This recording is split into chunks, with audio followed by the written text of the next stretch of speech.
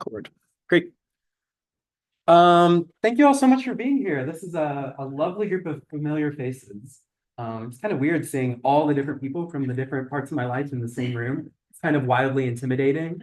Um, but yeah, I'm here to just talk about the work I've done for the past 3 years with the Idaho Treeing Lab and the Confluence Lab in the university, outside of the university, and beyond. So the title of my dissertation is this is right here. It's called The Missing Ring, Triggering Scholar Activism, Creative Justice-Based Pedagogies, and Community-Centered Geographies in the Climate Crisis.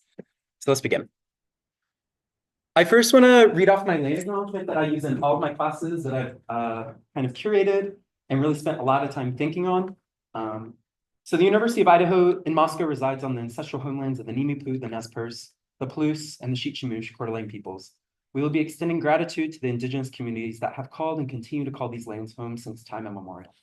In this class and today, I hope that we can push beyond the often static land acknowledgement through foregrounding indigenous ways of knowing, anti-colonial sciences, marginalized climate activists, especially tribal and indigenous activists, reading texts written and produced by indigenous peoples and communities, building relationships with tribal members, foregrounding tribal voices and forms of relation and valuing of land in the curricula and in scholarship, resisting and rejecting extractive practices of knowledge consumption and production, and finally, valuing pluralistic ideations of climate futures. I also want to bring awareness today. It is Cinco de Mayo, but also, more importantly, it is the National Day of Awareness for the missing and murdered Indigenous women, girls, and Two-Spirit folks. And the first step is awareness. So if you want to scan the QR code and learn more about that project, you're more than welcome to. I hope that we can all reflect today on the ways in which Indigenous women, the third leading cause of death for them is murder, and they're 10 times more likely to experience violence than any other group of ethnic groups. In the US, that is. So, tree rings. I want to share a story first. When I graduated from undergrad, I was in AmeriCorps, and it's sad to see right now AmeriCorps is getting stripped because AmeriCorps is the way in which I got into tree ring sciences. I was doing environmental education in southeastern Kentucky in the Appalachian foothills, or in the Appalachian Mountains, and I went to a talk by a scholar named Megan Rockner. There, she had about 70 people all staring at a tree as she twisted into the tree with an increment bore. And I knew from that point on that I wanted to study tree sciences because it's one of the best ways to get people to actually care about the issues in which trees show with their bodies. Tree sciences, writ large, has a rich, complex, messy history and also a messy present. But the ways in which tree rings can be mobilized and used are studying the landscape, climate, ecology, and beyond. But how they do that is through you take the living trees, which then you can overlay with remnant trees like stumps or trees that might have fallen, as well as historical artifacts such as coffins and beams from cabins. Through that, you can compile that together to learn about the annual resolution of climate histories or other histories that happen that the tree body can record. Some of those records have been used to confirm the identity of a Stradivarius violin, for example, or the lack thereof. You can see when a tree grew and if it grew in Stradivarius's lifetime or not, then it's worth either millions or it's just a paperweight. You have other things such as fire scars that can tell us about the indigenous histories of fire burning, and then the white settler histories of fire removal, and then now current a more bridged approach to fire landscapes that can tell us not just the event year, but also the intensities. You can figure out when volcanic eruptions happen. You can figure out disturbances to landscapes from insects, and you can even figure out when landslides happen. This is the ways in which tree ring sciences have been used currently, but what a lot of my work is trying to do is push beyond that. So whenever you go into a tree and you want to core it, use an increment bore, which is a hollow drill bit that you twist, twist, twist, and it makes a nice little sound. And what you do is you're not really injuring the tree because all of the living tissue of the tree is on the exterior, while all the stuff on the interior is just structural support. So it's really just scratching a little nick of it, and then you twist it in, you pull it out, and then that's how you get a tree ring cross section, which looks like this, or a tree ring core, pardon. You go from a living tree to this. You can pass these around. You can actually rub them. I burned them. So a lot of conifer trees, they produce early wood and late wood. The early wood grows during the springtime, and then there's a lot of water, so it grows really fast. During the late wood, later part of the year, there's less water, so it grows more dense. So when you burn it, you get the early wood that burns quicker, the late wood that doesn't, so you get a differentiation of the annual rings. So you can actually feel that. And that's what a lot of training scientists use, are these core mounts. And then we mount them all together and we can learn about the ecosystem. There's a bunch of different types of rings as well. There's traumatic resin ducts, which tell us about maybe some of the intensities that hit the landscape. False rings, which is when a tree was about to go to sleep, but then it didn't, and it reverses, and it can trick some tree scientists. There's also the fire stars, like I mentioned. There's just the regular old ring. You have the locally absent rings, which are some of the rings that might not be produced by a tree in that specific region because it was so intense, but maybe other trees in the landscape did it.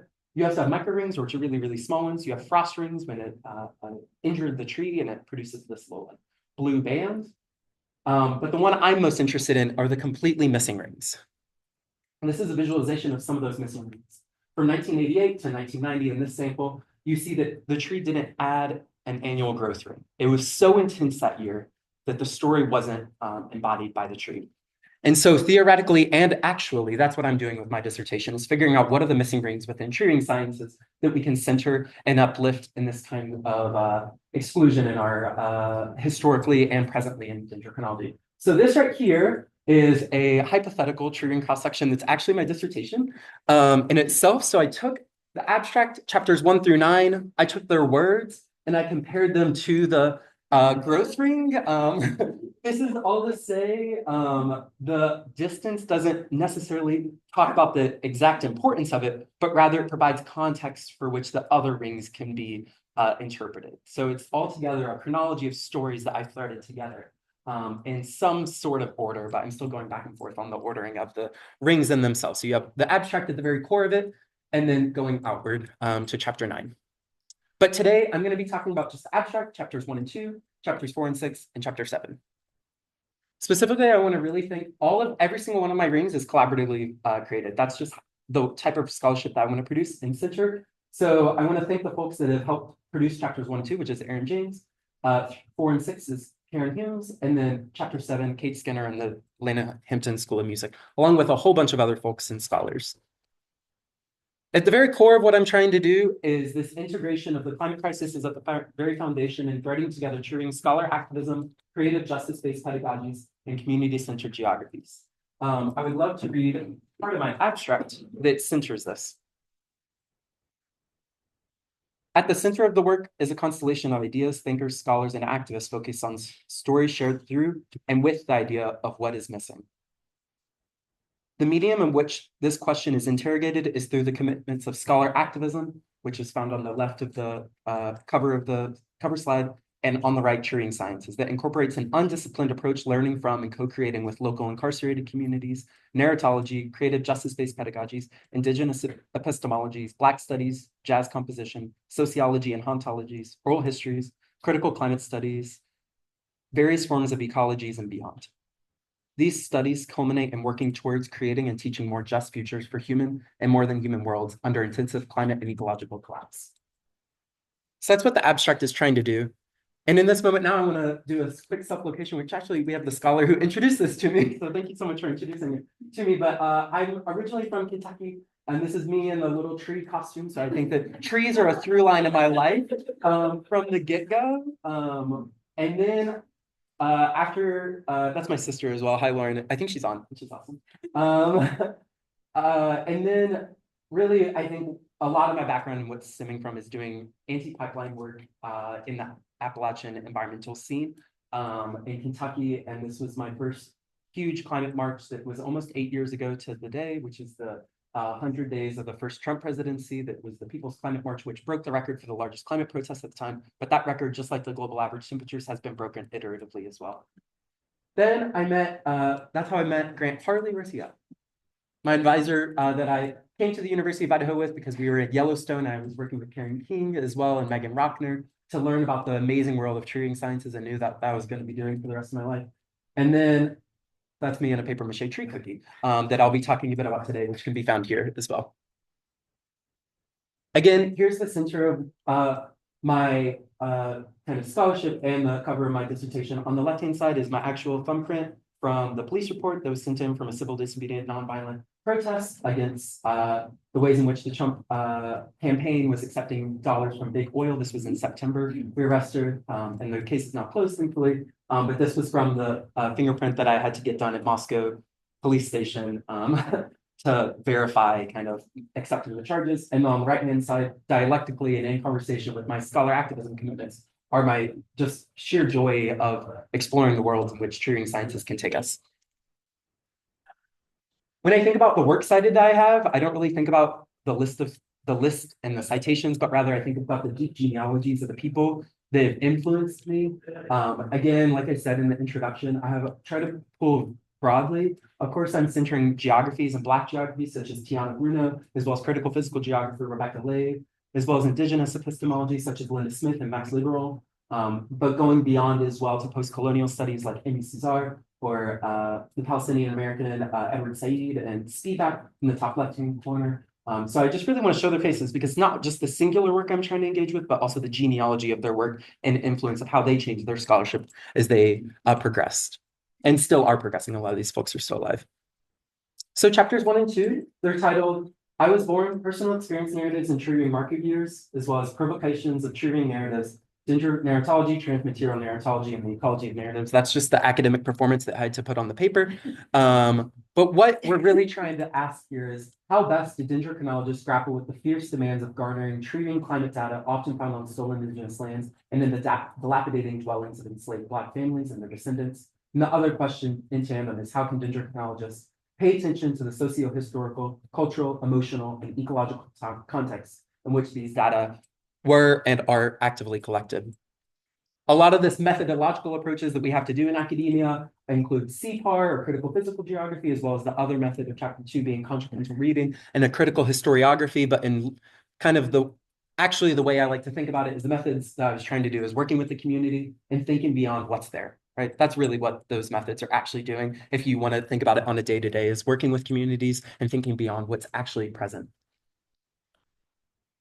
The other question that we're also trying to center in this is why are tree bodies so often made to tell a particular narrative? This is kind of what both of those questions boils down to. And I think all of us have potentially been to a natural history center, a nature center, or even the University of Idaho and seen this kind of display, right? You have a big cross-section or a tree body laid out, and at the very center is the year 1492. Then we have 1776 as well in there, right? All about nation state building and telling a very particular story that's not actually anything about the tree. And you might see that this is in black and white. This is from the University of Idaho in the 1940s, but this is actively going on today. If you just walk over there a few yards, this is the College of Natural Resources tree ring cross section that also has 1776 or 1492, where Columbus, they did put discovered in quotes, but then there's no recognition beyond that of any indigenous epistemologies or livelihoods.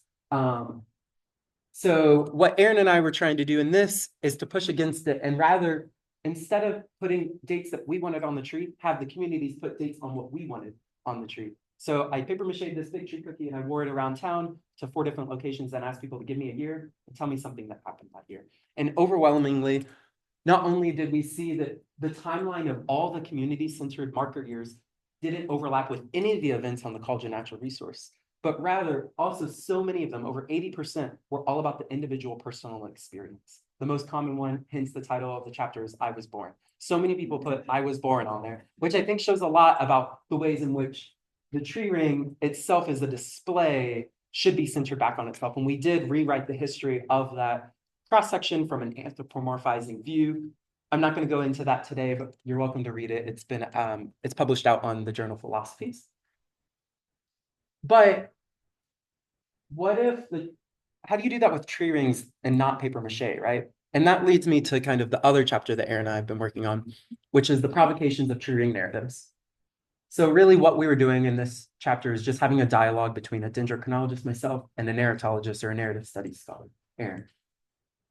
This story really originates from the practice of dendroarchaeology, which is a fancy word for trees and archaeology. So what dendroarchaeologists like to do is they can date structures to the calendar year. So what you do is you crawl underneath the structure or into the attic space. You take like a drill into it, and then you get the cross section. And normally people, when they were building cabins in the Southeast, they would chop down the tree and either build it that year or the following year. They wouldn't really let the logs sit around. So we can know almost exactly when a structure was built. And it's a benefit for tree and climate scientists because we can then use that data to then understand deeper time for climate modeling into the future, right? So if a tree's in the Southeast on the ground, it's rotting immediately, which means rings are dilapidating, which means that we don't have the data, right? So if they're lifted off the ground a bit, we can drill into them and get almost an intact record of the trees from that time when the tree was cut. And also because a lot of the forests at that time was old growth, the trees were really, really old. So we can go back in the Southeast sometimes to the 1500s or 1400s, which is pretty wild to think about. In the West, the context, we can usually go back to much earlier, sometimes millennia. And then the section I showed at the very beginning, it's from Yellowstone. We went back to the year 750. Is Lily here? Yeah, Lily dated it back to 750, which is absolutely wild to have an annual record of the drought from Yellowstone in that particular place. So the expedition that we went on, or the research trip that we went on, was starting Atlanta, going down to central Florida, and then up to Tennessee. And in this, we were supporting Richie Faxon's work with tropical cyclone precipitation, so we can understand how much water fell from hurricanes annually, roughly. But what I was more interested in is putting on more of my critical hat was we were just west of Montgomery, just north of the Selma Montgomery March. And this is the place that we went to for one of our sites for the dendroarchaeology. We specifically went to this place right here. This is a satellite view pointing out the 5 different structures that we were coring to figure out the date of so that we could help the person figure out when those structures were built. But then conversely, we can get better climate data. However, what was actually going on in this space when we got there was something well beyond what I was mentally prepared for what we were going to be doing. The 6 white dendrochronologists went up to the property and we met this older guy who came out of the white plantation house, and we then learned that he was the 6th great descendant of the former enslaver of that property, still owning it to that day. And then we also met his son, the future heir of that property, with no end in sight of when that land will be leaving that family and be potentially given back to the Black communities that were enslaved there, and or going back to the Creek tribe that actually had shards of arrowheads in that site because it was such a fertile peninsula. The tree rings can't really tell us much about the violence that occurred in that land, but what could is everything that surrounded that. And that's what Aaron and I did was when we went into the structures, we found that there was a bunch of newspapers on the wall. So I took a bunch of pictures just serendipitously because I was like, oh my gosh, what are these newspapers, right? They were palimpsested together and just deteriorating away. They were probably put up as decoration and or a way to block the draft coming in between the cabins. And we see stuff such as crosswords, September 6, 1941, the Montgomery Advertiser. And to give you a marker year of this, just like we use tree ring marker years, I asked the gentleman when the last time the Black communities who were the tenant farmers, which was just a neo-slavery practice, right? Slavery was abolished, but then you have no capital to move on beyond that place. So tenant farming was introduced, and the Black communities that were descendant of the enslaved communities that lived in those structures moved out in 1958. So there's a very good chance that those communities who moved off the property potentially even participated in the 60s Selma to Montgomery March, right? So these aren't like deep time anymore that we're talking about in the Western landscape, but rather very current. These newspapers are the crux for us to be able to understand and put those in tension with one another. This is where I'm talking with Edward Said here with counterpuntal reading. We have the cores, literally the tree cores, and the newspapers being the counterpuntal point to that. Yeah. Yeah. The left is a crossword, and then there's moss, but it's a Spanish moss, which isn't actually a moss. I think I saw Jean Cuzzo in here. She would be quick to agree with me. This is not a moss. It's actually a bryophyte closely related to the pineapple. Yeah. And this is an example of the Montgomery Advertiser newspaper. This was the Confederate white supremacist newspaper of the time. Here's one of their headlines: "The citizens of Alabama declare for a white supremacy and purity via ballot." Not only is purity of the ballot mobilized in the early times of the Montgomery Advertiser, it's still used today with headlines still occurring around the purity of the ballot, making sure that there's no voter fraud, which actually is just a way to remove marginalized folks from the ballot box. Some of the other ones that we saw were just like a little clipping of the weather, but there was no year of it. We just know that that's the weather was that day, which read fair today. And then the other one, which I think shows a really stark contrast as well, is a headline, Editors Urge to Help Curb Heinous Crimes. But right above that reads, Don't make a scene. It's a feminine habit to quibble in public over who will pay. Settle it later. Right. And I think that these newspapers show just so much in terms of what we can get a snippet of. This was not only just my very few photographs I took, but also just a few of the remnants that were still hanging on to the structure. What through our paper that we were able to kind of just tease apart and what we're trying to argue for, this is something that other folks have been arguing for eons as well. Indigenous studies, Black studies have been arguing for something very similar, but we're trying to bring the same tension with dendrochronologists, which is how they construct and perpetuate colonial ways of knowing, right? The tree core, which is overlaid of the newspaper, right? The tree core feeds into these climate models that then are calibrating the IPCC report, the National Climate Assessment. So whenever you see a climate projection model that says that this area is going to be X degrees hotter in 2050, what you're actually looking at is the remnants of tree rings that have helped calibrate this model, which are deeply saturated with both indigenous removal of landscapes and in many cases, the subjugation of Black communities. So what we propose instead is foregrounding place, so that we can create better research questions in the get-go, right? Starting with better research questions, but then also pushing for different ways to incorporate methodological approaches, including communities, arts-based approaches, stakeholder approaches, and then right holder disturbance research. One of the ways that I've been able to do this in terms of an arts-based approach is taken this cross-section, which is from Mississippi, not Alabama. This is from a paper that Grant published in 2016. And it looks like this on the other side. But the tree tells us a lot about the landscape, but you wouldn't really know that from looking at maybe the tree itself. You have to get under it, an anatomical lens to really look at it microscopically to understand that before this little divot right here was indigenous burning methods. And then after that was white settler applications of burning methods. And you can see that visualized through the white ring that produces after printmaking it, like that. The white ring literally is the year in which the white settlers moved into the landscape, removed the indigenous folks, and then applied, instead of a fire management system of every 4 years that the tree tells us about, but rather fire from all the way up to every 2 years, sometimes multiple fires in a year, changing the landscape's ecosystem radically. Okay, so the next missing ring that I want to talk about today is chapters 4 and 6. This is more about the pedagogical missing rings that I was noticing once I got to the University of Idaho. And this is specifically talking about climate futures catalyzing change, which is an open syllabus project. And then the other one is carceral pedagogies and prison writing. When I think about pedagogy, I don't really think about a question. I don't like go to say, I want to answer this question about pedagogy, but rather I think about the intention in which I want to approach teaching. So for this class specifically, I was creating with Karen Humes was to co-create dynamic, place-based, creative, and justice-centered pedagogies for both in-person in University of Idaho students as well as incarcerated University of Idaho students. So the syllabus, kind of the structure of the class, it was taught last semester to both the in-person students and the incarcerated students, and is currently being taught this semester. I'm not involved in that right now. It's just Karen Humes teaching it. But this is kind of the structure of the class. The very foundation of it is having a deep saturation of creative methods and justice-oriented methods.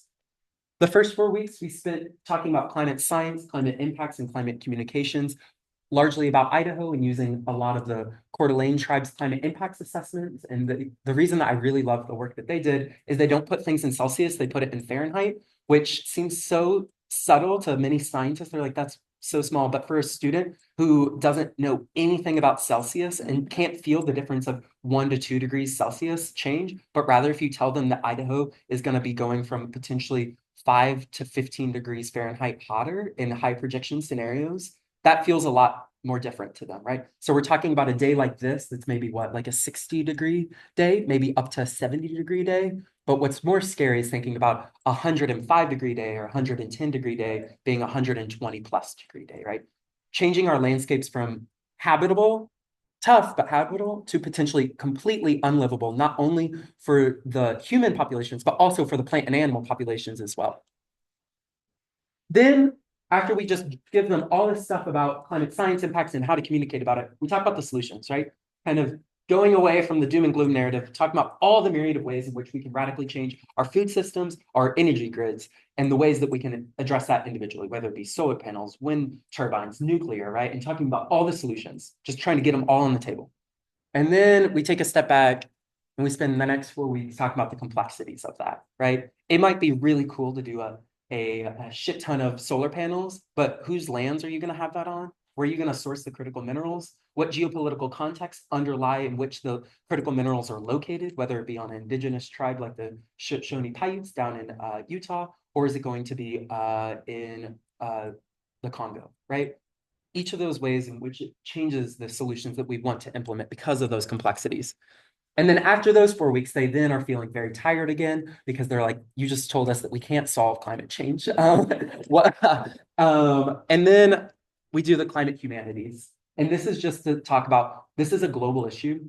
There's billions of people involved in this, but how are you individually going to figure out your own place in the world? So that's what we did for the next 4 weeks, is just talking about the humanities. And this is when I want to talk about all the different student projects. So before this presentation, we had a bunch of students showing their work. Not only were they from the course class, so the Climate Futures Catalyzing Change, but they're also, some of them were from my global climate change class a year ago, and then some of them are my current students, climate change fiction, and then mapping a sense of place with Jen Ladino. But one of the ways in which I like to incorporate all of these 4 modules is having guest speakers so that my students don't have to hear me yap a lot. Centering tribal voices, local community voices, other scholars, as well as folks in industry as well, such as the Union for Concerned Sciences, or USGS. This is this is mainly for the folks on Zoom who can't see it, but this is the showcase that we had right before with all the different projects. We had Victoria doing a podcast and a zine. Kia did a corset, which I'll show later. Della showed a trash bag that she embroidered. What this is she took 3 different routes to class, 3 different days, and picked up the litter and then just put it on the bag to visualize litter on campus.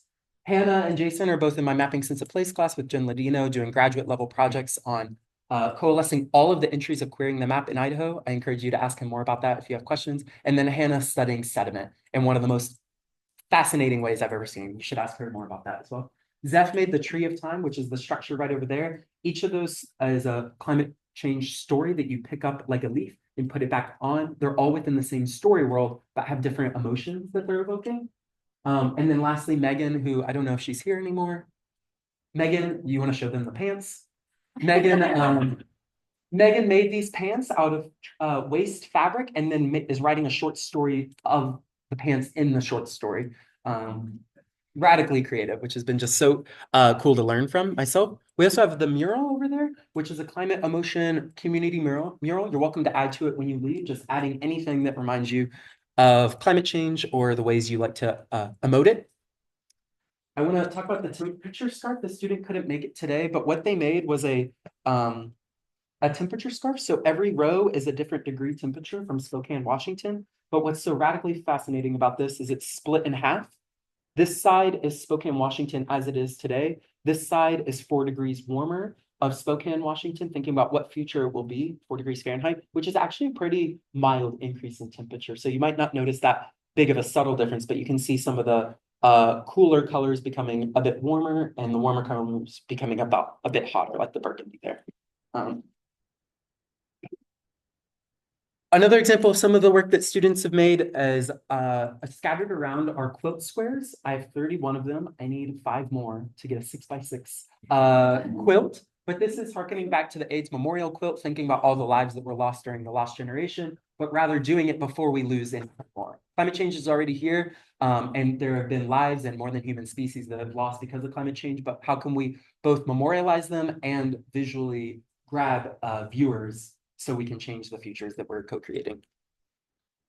And then also Kia. Kia is an amazing Métis graduate student in Earth-based sciences, is a hard rock glaciologist, but for the Mapping a Sense Place class, took a corset and modeled a glacier on top of it.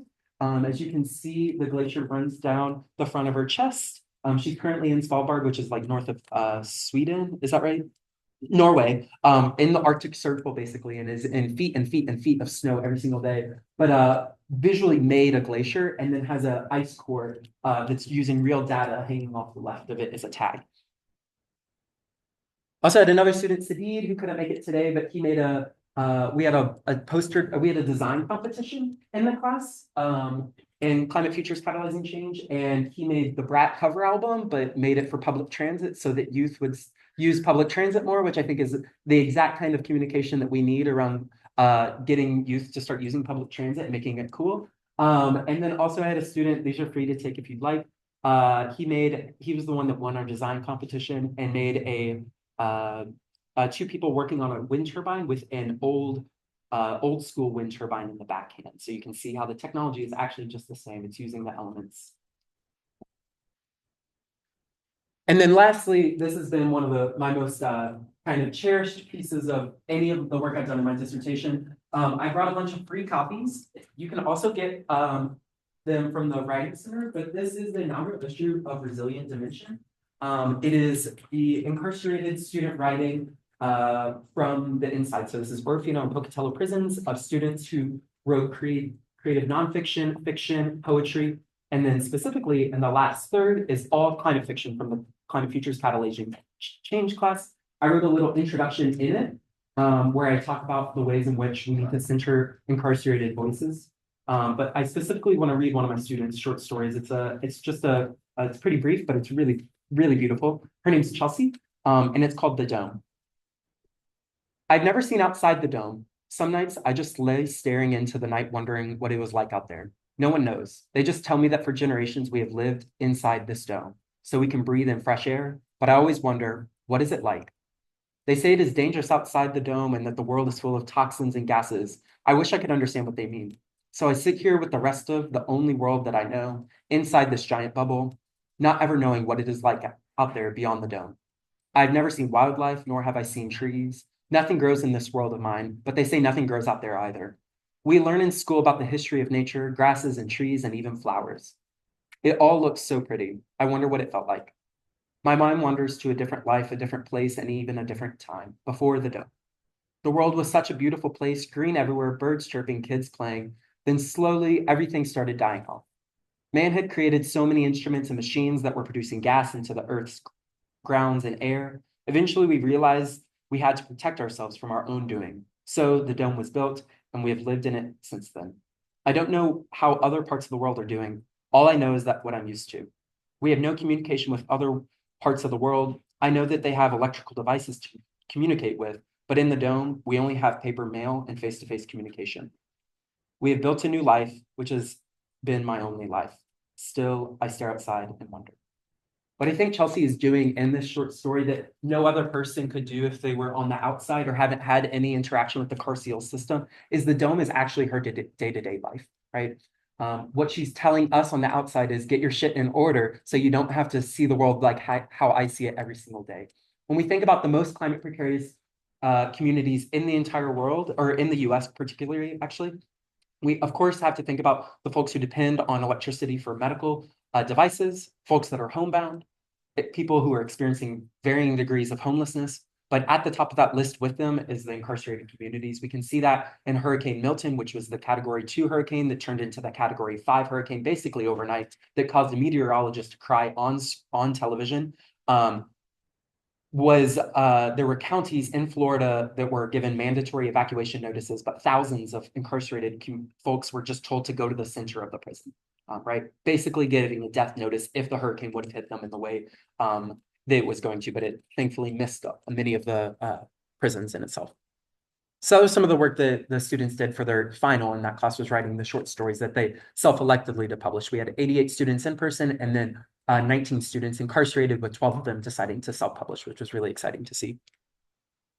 And then lastly, on a more fun note, Act Like You Live Here is chapter 7. What the question was is, what does climate change sound like?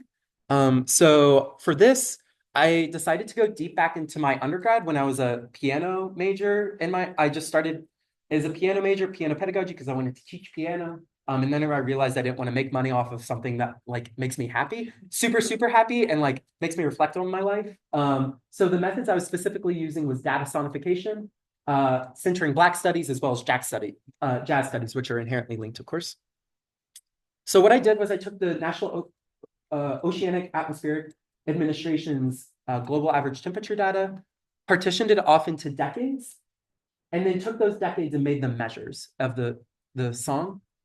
And then I had to add a last measure that predicted into the future. So it would be a clean 16 measures. Then I then composed both a melody and a harmony off of that into a jazz tune. And then this is the final piece.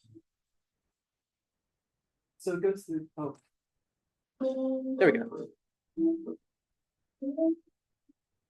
So we're in the 1920s now. And now the 1950s and 60s, it's increasing in temperature, as you might hear in the tube as well. Building and building.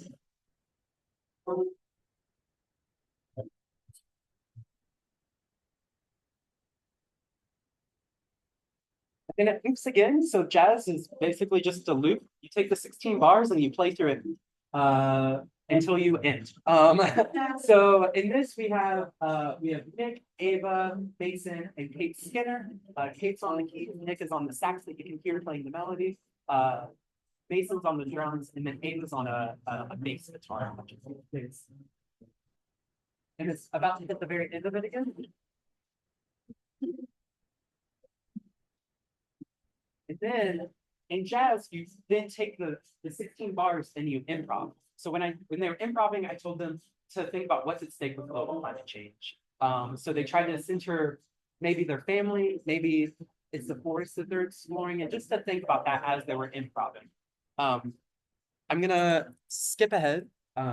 You can listen to it everywhere. It's like out on YouTube Music or Spotify, Apple Music. And I want to zoom in specifically to the 1960s. So when we were doing the 1960s, when I was trying to compose it, I also wanted to overlay the historiography of the influence of specifically Black jazz musicians in Chicago. So such as Ray Sun or Sun Ra, as well as the AACM, which is the Association for the Advancement of Creative Musicians in Chicago, which was a cohort of Black musicians who came together to say, we're going to push jazz into a new direction. And they did in the 1960s, which also coincidentally links up to when the global average temperature started increasing. It hasn't decreased since every decade. So we tried to overlay the techniques that the jazz musicians at that time in Chicago were introducing to jazz. So formally in the early 1900s in jazz music, you do a classic 2-5-1 progression or 2-5, 5-5, 1-5, which is kind of what you see in most jazz music. But then in the 1960s, they started playing with whole tone scales, which is where you go C, D, E, F sharp, or G flat, A flat, B flat. So that's what the rest of the score is. And then also I introduced some chromaticism in it, which is what a lot of the AACM introduced into the field of jazz at the time. Okay, so that's all the rings that I want to talk about today, but I also want to talk about what's next. What's the future growth rings? I think the first thing though is I'm gonna like rest some and like decay, maybe a bit as well, just to let the work sit there for a bit. I think that that's like something really important that some critical geographers would point to is calling a demand for slow research. I'm trying to slow down some in that, but I'm excited that in next week I'll be starting a postdoc with Kristen Halter. Is she here? She might have had to duck out. She's a busy woman. But I'll be working with her and Diane with the Coeur d'Alene tribe and the Confederated Tribes of the Salish Kootenai up in the Whitefish Reservation, where we're going to be centering Indigenous voices with some climate land management practices that some scientists are hoping to do to some of the land. Specifically, the Coeur d'Alene tribe just got and bought 11,000 acres, which is freaking awesome, but it's pretty hurt land. So what we want to make sure we do is center the Indigenous voice, both the relation to land and what they want to see with the land in those recovery efforts. And then after that, in December, I'll be moving to the University of Cincinnati in January, pending I pass this, of course. With the School of the Environment and Sustainability, specifically doing their Turner postdoc, which is the first Black graduate at the university, where I'll be working with Laura Zanotti and Amy Townsend Small on turning maybe some of this into a book project potentially, or some of the other rings. I didn't include all the rings in my dissertation itself, but I was thinking about just trying to create a field guide or some that like for cheering scientists and beyond, as well as studying incarcerated folks and studying with incarcerated folks and some of the urban native collectives that they have going on there. With that, here's all the different 9 rings. Almost all of them are published or are in review or accepted, ranging pretty wildly from the journal Philosophies, the study of narrative, dark botany, which is looks like this. It's a chapter in that. Press books, which I'm working with Lisa on for the syllabus. We have the resilient dimension, as well as two pieces in aerial or and cultural geographies, and then Spotify for the jazz tune.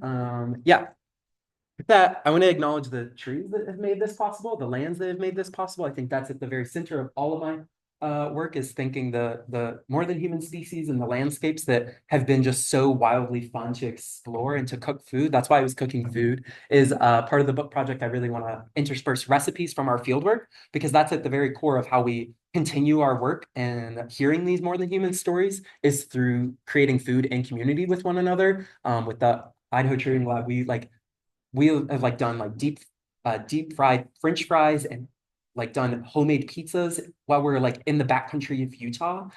So I want to like make sure I bring that back in some former capacity. And then also I want to acknowledge all of the different institutions at the university and beyond that have made this possible. NSF has funded a lot of my work, as well as the College of Science, Department of English, Department of Earth and Spatial Sciences, Culture, Society, and Justice, Atlanta Hennepin School of Music, the Writing Center, the PEI, the Think Open Fellowship, and then the Confluence Lab and Idaho Turing Lab, as well as the Center for Digital Inquiry and Learning. It's amazing to reflect on all the different institutions that I've brushed up against in the university.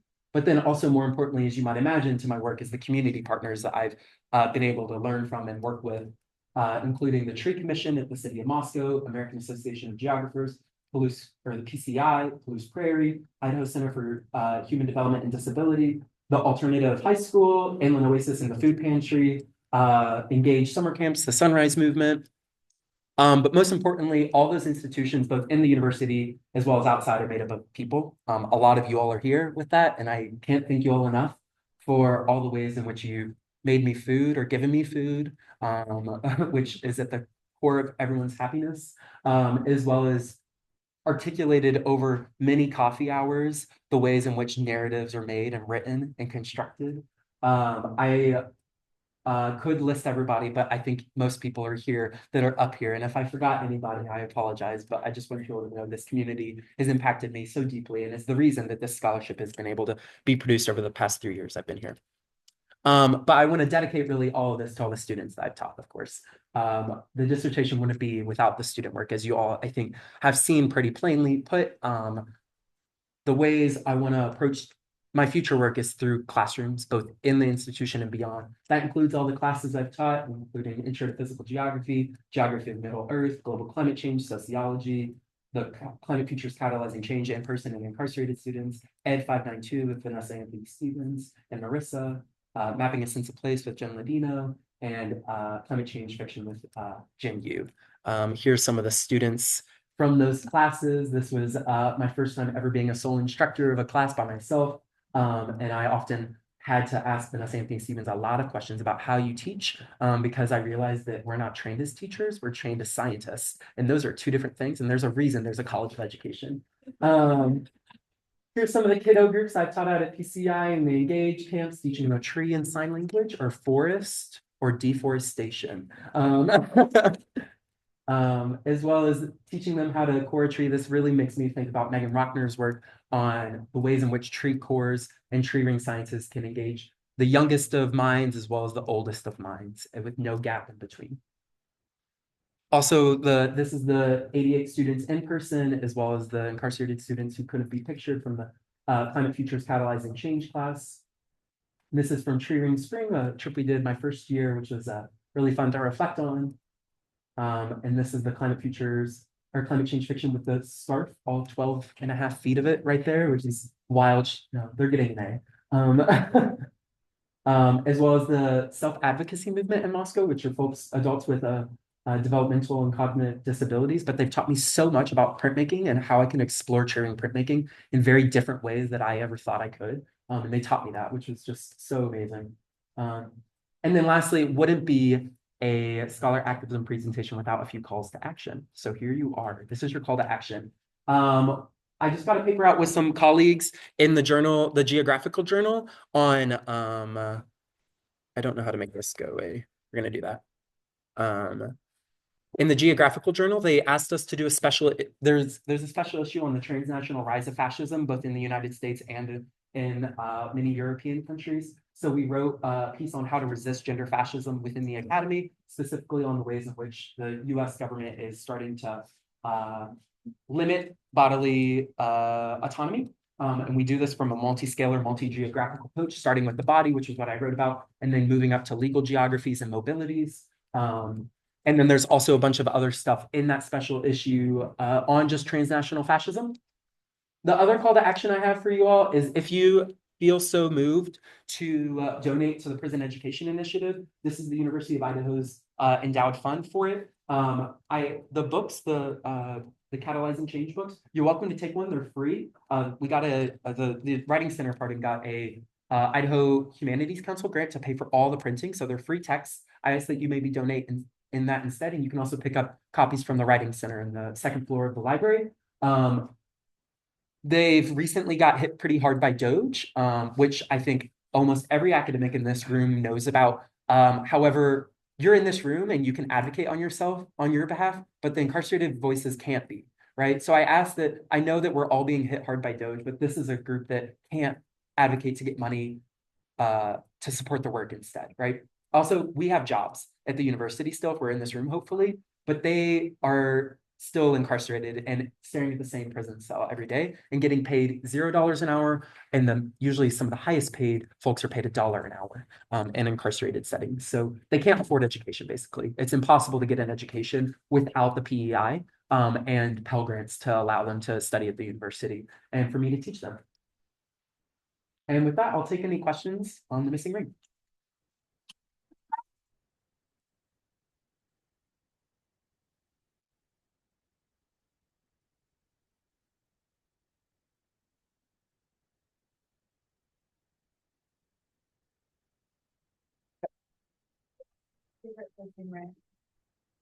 Oh, favorite is so hard. I included Act Like You Live Here, the jazz piece. It's actually the protest sign I took to Washington, D.C. after Trump's 100 days is Act Like You Live Here. So that's where it gets its name, I should have said.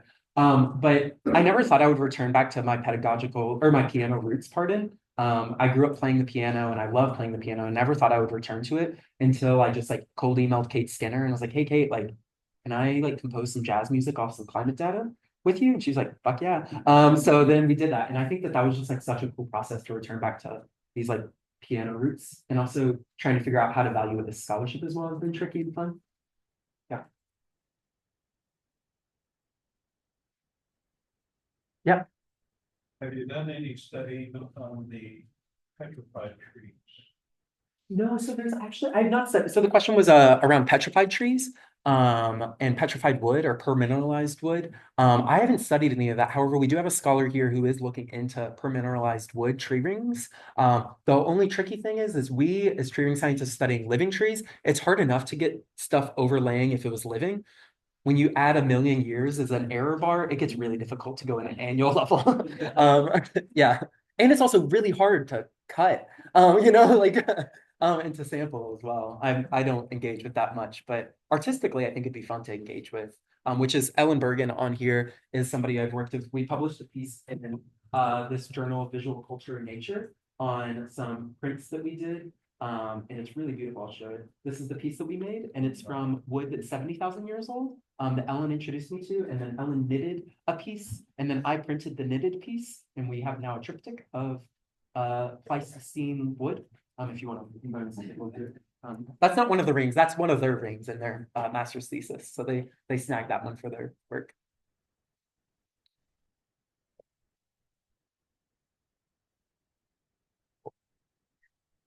Any other questions? Sorry, was it? I think I did pretty good on time. I was aiming for about this. Yeah. So many students. So what was kind of I mean, you didn't start with all this, right? How did No. Give us a sense of how it came about? Yeah, I mean, I don't really know exactly how.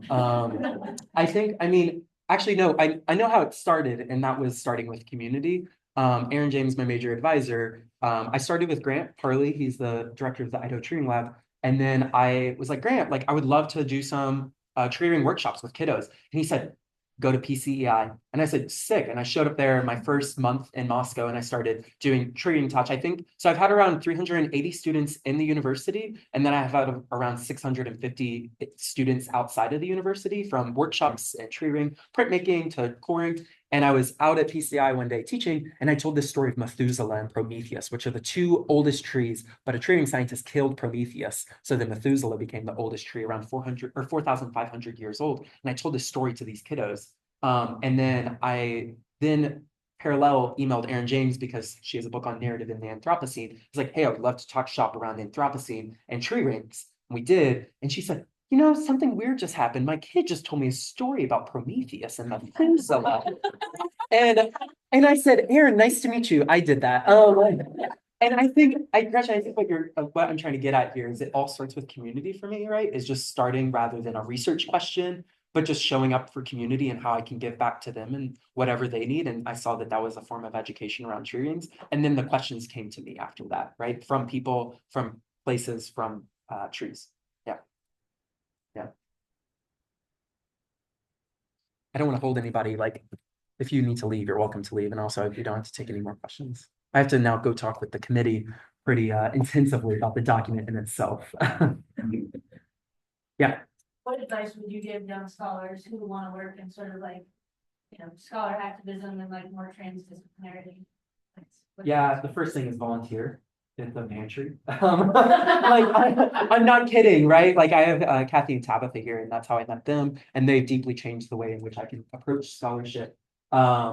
And that's all because when I got to Moscow, I called the West Side Food Pantry, and one of the former board members that I've kind of replaced since, Mary, she said, oh, you should come by and volunteer. And that's how I started volunteering. So I think for scholar activism, you have to show up for the community, and the place and the lands and the peoples that have been there now and used to be there in time memorial. And then transdisciplinarity, I don't know. That's something that Erin and I are trying to still tease out. I think, like, if you read a really cool paper, just irregardless of what discipline it came from, just try to center it in your work. I think that's where I've really learned from a lot of Indigenous scholars, because they often take a very undisciplined approach because they don't see disciplines, because disciplines are these very racialized structures that are built up by land grab universities such as the University of Idaho, right? So I think that's where I would start folks if you're starting with undisciplined or transdisciplinarity, is just starting reading some Linda Chimpali Smith. She's a Maori scholar. She wrote this seminal piece, Decolonizing Methodologies. But then there's a lot of other texts that I recommend as well from that.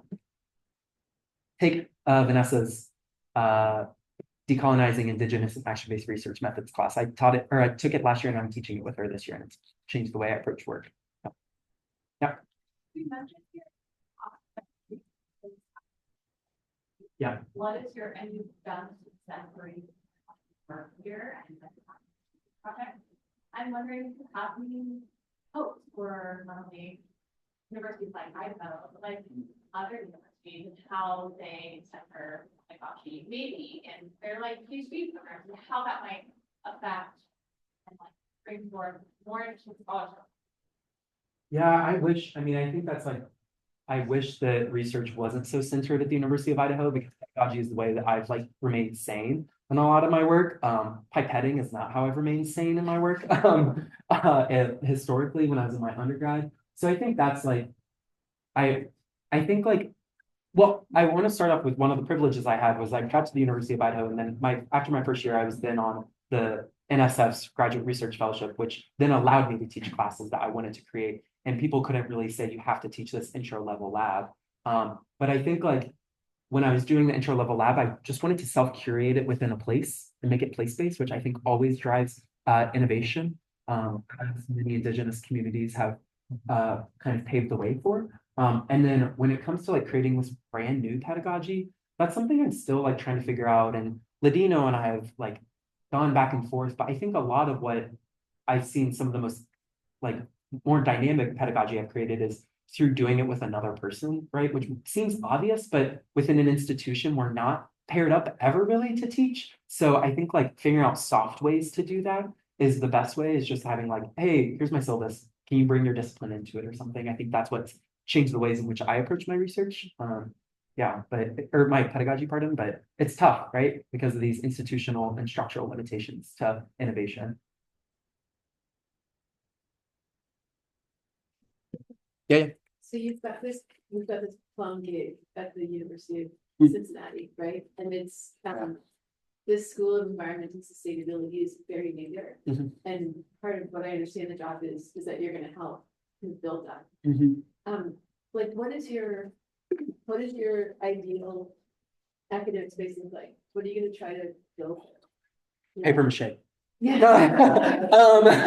So I didn't bring all my paper mache pieces, but I have an earth, a globe that I use during explaining greenhouse gas emissions to students because I throw tennis balls at them while somebody wears a globe. And then also I have an oil drum that I danced in. And then I have a love shack, like from the song Love Shack. But I think like this playfulness is something that I really hope to bring there. And I think this is what has one brought a lot of students into my class, I think, but then more importantly, what they've made out of the class, such as pants, or oh, Micah has this wonderful painting of 4 different timelines, like Richard McGuire's here, for example. But I think that's like this playfulness within classroom spaces or research spaces has always made some of the most fun and exciting work that I think not only I find exciting, but I think other folks find exciting as well.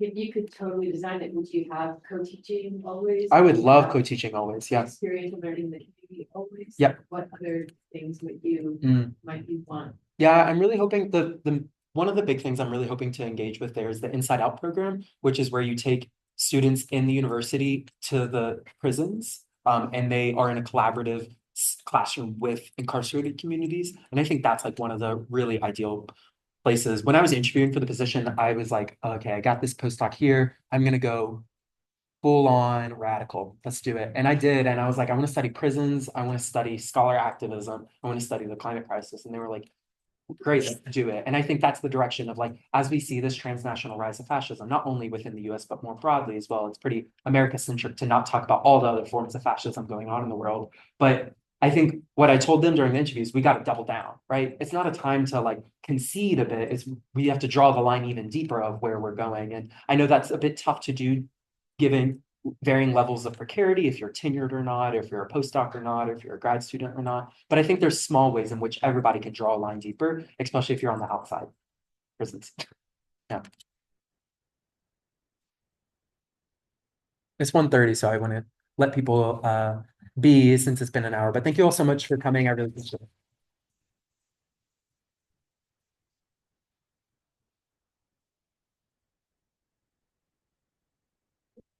Thanks, folks on Zoom. Professor Kozlo, is so cool seeing you on here. Like, what an honor.